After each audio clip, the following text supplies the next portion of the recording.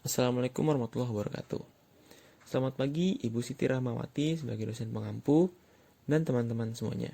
Kali ini kami akan menyampaikan materi dari pertemuan kelima. Oke, yang pertama ada apa itu perencanaan? Perencanaan merupakan aktivitas manajerial utama untuk menentukan tujuan organisasi. Perencanaan ini meliputi penetapan strategi keseluruhan untuk mencapai tujuan organisasi tersebut, dan juga penyusunan rencana kegiatan kerja organisasi. Dalam perencanaan, ada yang namanya perencanaan formal. Perencanaan formal ini mencakup periode waktu tertentu dalam mencapai sasaran khusus, dan ditulis serta dibagikan pada anggota organisasi. Kemudian, mengapa perencanaan itu dibuat? Tujuan perencanaan itu adalah memberikan arah, mengurangi ketidakpastian, mencegah pemberasan dan redundansi, dan terakhir menetapkan standar untuk pengendalian. Selanjutnya, perencanaan dan kinerja. Hubungan antara perencanaan dan kinerja adalah diantaranya kualitas perencanaan dan implementasi dari perencanaan tersebut akan mempengaruhi kinerja suatu organisasi. Nah, lingkungan eksternal itu dapat mengurangi dampak dari perencanaan terhadap kinerja. Lalu, perencanaan formal harus digunakan selama beberapa tahun sebelum perencanaan mulai mempengaruhi kinerja. Yang mana perencanaan formal ini berhubungan dengan tingginya keuntungan dan returns of assets dan hasil keuangan yang positif. Lalu dilanjutkan lagi ke bagaimana managers membuat perencanaan. Nah, di sini ada elemen perencanaan. Apa aja itu? Yang pertama adalah tujuan atau sasaran, yang isinya adalah hasil yang diinginkan untuk individu, kelompok, atau seluruh organisasi, dan juga memberikan arahan dan evaluasi kriteria kinerja. Lalu yang kedua ada perencanaan. Perencanaan ini adalah dokumen yang menguraikan bagaimana tujuan harus dicapai, dan isinya menjelaskan bagaimana sumber daya dialokasikan dan jadwal kegiatan ditetapkan. Lalu selanjutnya ada tipe-tipe tujuan. Tipe-tipe tujuan ada 3, yaitu yang pertama tujuan finansial, yang mana terkait dengan kinerja keuangan internal yang diharapkan dari organisasi. Lalu yang kedua adalah tujuan strategis.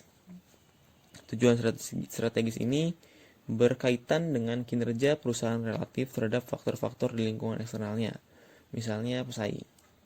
Lalu yang ketiga adalah stated goals versus real goals. Stated goals versus real goals ini adalah pernyataan resmi organisasi dengan kata-kata yang luas untuk ditujukan untuk konsumsi publik yang mungkin isinya tidak relevan atau tidak sesuai dengan tujuan sebenarnya, dengan apa yang terjadi di organisasi tersebut. Lalu ada tipe perencanaan. Tipe perencanaan ini dibagi menjadi 4 klasifikasi. Yang pertama ada breadth atau tingkat keluasannya. Yang pertama ada strategik, yang kedua adalah operasional. Lalu yang kedua ada time frame. Time frame itu adalah jangka waktunya. Jangka waktu perencanaan itu dibagi 2, ada long term dan short term. Kemudian ada specificity. Specificity itu adalah ketegasan atau kekhususan. Dibagi menjadi directional dan specific. Dan yang terakhir ada frequency of use, atau frekuensinya dalam penggunaan dari perencanaan ini. Dibagi 2, ada single use atau sekali pakai, dan standing yang tetapkan tujuan dan mengembangkan rencana. Penetapan tujuan tradisional. Urutannya adalah tujuan besar ditetapkan oleh top manajemen. Kemudian tujuan besar ini dipecah menjadi subtujuan untuk setiap tingkat organisasi. Diasumsikan bahwa manajemen puncak tahu yang terbaik karena mereka dapat melihat gambaran besarnya. Tujuan dimaksudkan untuk mengarahkan, membimbing, dan membatasi dari atas. Dan terakhir tujuannya kehilangan kejelasan dan fokus saat manajer tingkat bawah mencoba menafsirkan dan menentukan tujuan untuk area tanggung jawab mereka. tujuan tradisional, yang mana diimplementasikan dalam 4 tingkatan. Yang pertama, terdapat tingkatan pimpinan puncak atau top management, kemudian ada divisi manajer, kemudian ada departemen manajer, dan yang terakhir ada individual atau karyawan. Pimpinan puncak atau top manajemen memiliki tujuan, meningkatkan kinerja. Tujuan tersebut masih sangat umum, kemudian didefinisikan oleh divisi manajer, yang mana dalam meningkatkan kinerja tersebut, berarti juga meningkatkan profitnya. Lalu didefinisikan kembali oleh departemen manajer. Dalam meningkatkan profitnya, harus menggunakan apapun caranya, dengan berbagai cara. Lalu didefinisikan kembali oleh karyawan yang mana memiliki tujuan untuk bekerja secepat mungkin dan menghasilkan produk yang sangat banyak dengan tidak terlalu mempedulikan kualitas barang yang dihasilkan. Sehingga apabila disimpulkan bahwasanya masing-masing tingkatan tersebut memiliki tujuan yang berbeda-beda. Selanjutnya mengenai manajemen by objektif atau sering disebut MBO. Tujuan kinerjanya khusus ditentukan bersama oleh karyawan dan juga manajer. Kemudian kemajuan pencapaian tujuannya juga dilakukan bersama, serta rewards-nya dialokasikan atas dasar kemajuan menuju tujuan. Kemudian terdapat elemen kunci dari MBO. Yang pertama, ada tujuan spesifik, kemudian pengambilan keputusan secara bersama, dan adanya secara periodik melakukan evaluasi. Di dalam MBO terdapat langkah-langkah dalam mewujudkannya. Yang pertama, menentukan tujuan dan juga strategi organisasi secara keseluruhan. Kemudian, tujuan utama dialokasikan di antara unit divisi dan juga departemen. Manajer unit secara kolaboratif menetapkan tujuan khusus untuk unit mereka dengan manajer mereka. Kemudian, tujuan khusus ditetapkan secara kolaboratif dengan semua departemen anggota. Lalu rencana tindakan yang menjelaskan bagaimana tujuan akan dicapai, ditentukan, dan disepakati oleh manajer dan juga karyawan. Kemudian, rencana aksi tersebut diimplementasikan. Kemajuan menuju tujuan ditinjau secara berkala dan umpan balik diberikan. Kemudian, pencapaian tujuan yang berhasil diperkuat oleh penghargaan berbasis kinerja. Adanya komitmen dan keterlibatan manajemen puncak adalah salah satu faktor dalam kesuksesan MBO. Namun terdapat juga masalah potensial dari program MBO, yaitu tidak efektif dalam lingkungan dinamis yang membutuhkan pengaturan ulang tujuan yang konstan. Kemudian adanya penekanan berlebihan pada pencapaian individu dapat menimbulkan masalah dengan kerja tim. Lalu membiarkan MBO hanya menjadi rutinitas dokumen tahunan saja. Selanjutnya, terdapat tahapan dalam penetapan tujuan. Yang pertama, meninjau kembali pernyataan misi organisasi. Kemudian, evaluasi ketersediaan sumber daya. Dan yang ketiga, tentukan tujuan secara individu atau bersama. Kemudian, tuliskan tujuan dan juga mengkomunikasikannya. Yang kelima, tinjau hasil dan apakah tujuan tersebut bisa tercapai. Mengembangkan perencanaan. Jadi ada beberapa faktor kontingensi dalam perencanaan manajer. Yang pertama, tingkatan manajer dalam organisasi. Jadi semakin tinggi tingkat manajer, maka perencanaan semakin spesifik. Sedangkan semakin rendah tingkat manajer, maka perencanaan bersifat operasional. Dan yang kedua, derajat ketidakpastian lingkungan. Lingkungan yang stabil menawarkan masalah yang sudah pernah teratasi, jadi lebih mudah. Sehingga perencanaannya spesifik dan sudah tersedia. Sedangkan lingkungan yang dinamis memerlukan banyak perubahan rencana karena menawarkan masalah yang baru. Jadi harus lebih fleksibel. Oke, yang ketiga, panjang komitmen masa depan. Perencanaan yang dibuat harus berjangka panjang supaya komitmen di masa depan dapat terpenuhi. Jika dilihat pada gambar, top level management ketika mengambil keputusan, maka keputusannya akan spesifik dan mempengaruhi seluruh tingkatan organisasi. Berbeda dengan middle level dan lower level management, mereka cenderung bersifat operasional. Yaitu operasionalnya apa? Jadi keputusan yang diambil sifatnya operasional. Middle level management akan mempengaruhi yang bawahnya, lower level management.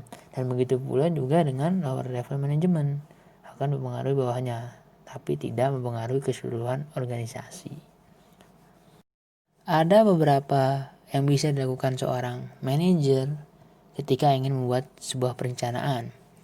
Yang pertama, membentuk satuan khusus yang akan membantu manajer dalam melakukan atau membuat perencanaan. Sebuah tim istilahnya ya. Dan yang kedua, mengajak seluruh anggota organisasi dalam membuat rencana dan dikoordinasikan antar tingkatan organisasi. Dan terbagi lagi ya menjadi beberapa bagian.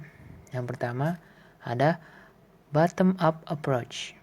Jadi pendekatan yang dilakukan di sini itu pertama menyerap informasi dari tingkatan bawah. Karena memang yang lebih mengerti situasi suatu organisasi pasti anggotanya yang atau bisa dibilang yang terjun langsung di lapangan. Jadi pengambilan informasi dari bawah, lalu setelah itu baru dibuat keputusan. Yang kedua, top down approach. Jadi untuk pendekatan ini pemimpin organisasi terlebih dulu merumuskan rencana, kemudian dipaparkan, dijelaskan ke yang bawahnya. Jadi tujuannya apa? Supaya yang bawahnya itu mengetahui dengan jelas apa yang diperintahkan oleh manajernya. Yang ketiga ada interactive approach. Jadi di sini antara pimpinan dan anggota organisasi bersama-sama dalam melakukan penyusunan rencana. Jadi istilahnya kayak rapat ya, lalu kita sama-sama membuat keputusan. Dan yang keempat ini ada dual level approach. Jadi pendekatan di sini adalah pemimpin dan anggota menyusun rumusan rencana mereka masing-masing. Kemudian disatukan menjadi rencana yang utuh. Seorang manajer ketika memimpin suatu organisasi harus membuat strategi dan tindakan untuk menentukan kinerja jangka panjang suatu organisasi. Jadi strategi ini meliputi apa teman-teman? Pertama, proses kerja yang menguntungkan. Yang kedua, aktivitas kerja yang menguntungkan. Dan ketiga, kepuasan pelanggan yang berubah menjadi laba. Jadi semua dari mulai proses, dari mulai aktivitas kerjanya, dan outputnya harus menguntungkan semua.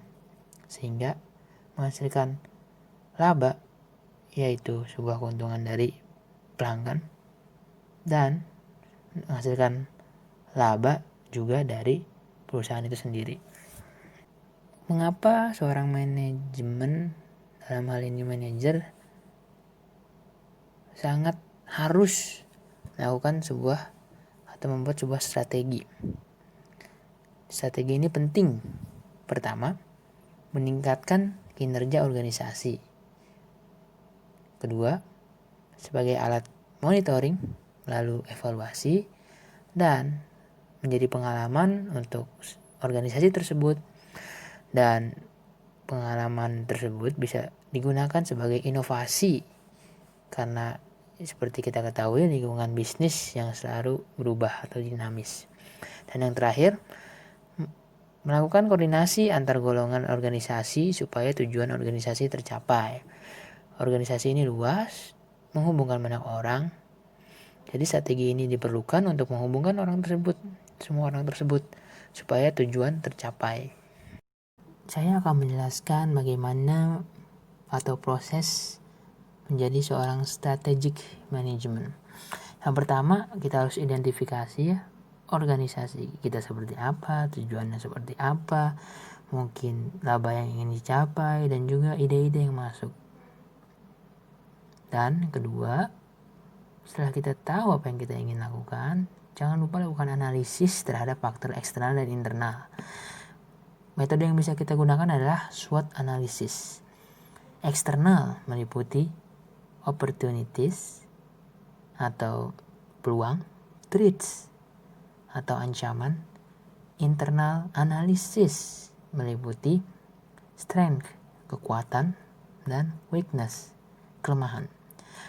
Setelah kita melakukan analisis tersebut, kita bisa mulai merumuskan strategi yang tepat untuk organisasi kita. Dan langsung kita amalkan ya strategi tersebut. Dan jangan lupa kita selalu adakan monitoring dan evaluasi supaya strategi ini menjadi lebih dan semakin sempurna dan menghasilkan keuntungan. Jadi kalau mungkin salah satu cara yang lain ya, pertama merumusi ide, terus membuat planning ya, dan ketika planning itu sudah ada, buatlah strategi yang tepat. Ketika strategi sudah ada, langsung ya kita lakukan marketing supaya produk ini menyebar luas dan kita mendapatkan keuntungan dari sana. Dan jangan lupa kita setelah sudah tadi ya mendapat keuntungan, lakukan evaluasi. Dan ketika itu sudah dijalankan, kita semua bakal sukses. Baik, saya akan lanjutkan. Jadi, komponen pernyataan misi yaitu ada pelanggan, pasar, di mana perusahaan bersaing secara geografis, filsafat, kepedulian terhadap citra publik, produk atau jasa, teknologi, konsep diri, dan perhatian bagi karyawan. Lalu ada jenis strategi organisasi. Pertama ada perusahaan, kompetitif, dan fungsional. Pada perusahaan terdapat perusahaan multibisnis. Pada kompetitif terdapat bisnis strategis unit 1, 2, dan 3. Terus pada fungsional terdapat research development, manufacturing, marketing, human resources, and finance. Dilanjutkan dengan strategi korporat, yaitu perencana keseluruhan manajemen puncak untuk seluruh organisasi dan unit bisnis strategisnya. Lalu ada tipe strategi korporat. Pertama ada pertumbuhan, lalu ada stabilitas, dan pembaruan. Lalu ada analisis portofolio perusahaan. Manajer dapat mengelola portofolio bisnis menggunakan Corporate Portfolio Matrix, seperti BCG Matrix. BCG Matrix itu dikembangkan oleh Boston Consulting Group, digunakan untuk mempertimbangkan market share dan industry growth rate. Portofolio dapat dikelompokkan dalam cash cows, stars, question marks, dan dogs. Lalu ada strategi bersaing. Pertama ada competitive strategy. Strategi yang difokuskan pada bagaimana organisasi akan bersaing di masing-masing strategic business units yang dimiliki. Yang kedua, competitive advantage. Keunggulan kompetitif organisasi yang khas. Yang ketiga, quality as a competitive advantage. Membedakan perusahaan dari pesaingnya. Terus dapat menciptakan sustainable competitive advantage. Lalu menggambarkan fokus perusahaan pada manajemen kualitas untuk mencapai perbaikan berkelanjutan dan memenuhi permintaan pelanggan akan kualitas. Lalu ada sustainable competitive advantage, yaitu melanjutkan dari waktu ke waktu untuk secara efektif mengeksploitasi sumber daya dan mengembangkan kompetensi inti. Terdapat 5 forces model, yaitu intensitas persaingan di antara pesaing saat ini, yang terdiri dari pendatang baru, pembeli, pengganti, dan pemasok. Kemudian ada tipe strategi bersaing. Ada cost leadership strategy, yaitu berusaha mencapai total biaya keseluruhan terendah. Kemudian ada differential strategy, yaitu mencoba menciptakan produk atau layanan yang unik dan khas. Kemudian ada focus strategy, yaitu menggunakan biaya atau keunggulan diferensiasi untuk mengeksploitasi segmen pasar tertentu. Selanjutnya ada strategic management today atau strategi manajemen yang dilakukan saat ini. Yang pertama ada strategi fleksibel. Yang kedua ada arah baru dalam menentukan strategi organisasi. Di antaranya ada electronic business, kemudian layanan customer, dan yang ketiga ada inovasi. Untuk menciptakan strategi fleksibilitas, langkah yang dilakukan yaitu ketahui apa yang terjadi dengan strategi yang saat ini digunakan dari hasil pemantauan atau pengukuran. Kemudian, mendorong karyawan untuk terbuka tentang mengungkapkan dan berbagi informasi negatif. Yang ketiga, mendapatkan ide dan perspektif baru dari luar organisasi. Kemudian, memiliki banyak alternatif saat membuat keputusan yang strategis. Dan yang terakhir, belajar dari kesalahan. Untuk strategi layanan pelanggan, yang harus kita ketahui yaitu memberikan apa yang pelanggan inginkan. Kemudian, harus berkomunikasi secara efektif dengan pelanggan. Dan yang terakhir, memberikan pelatihan layanan pelanggan kepada karyawan. Sekian yang dapat kami sampaikan dari kelompok 4. Terima kasih.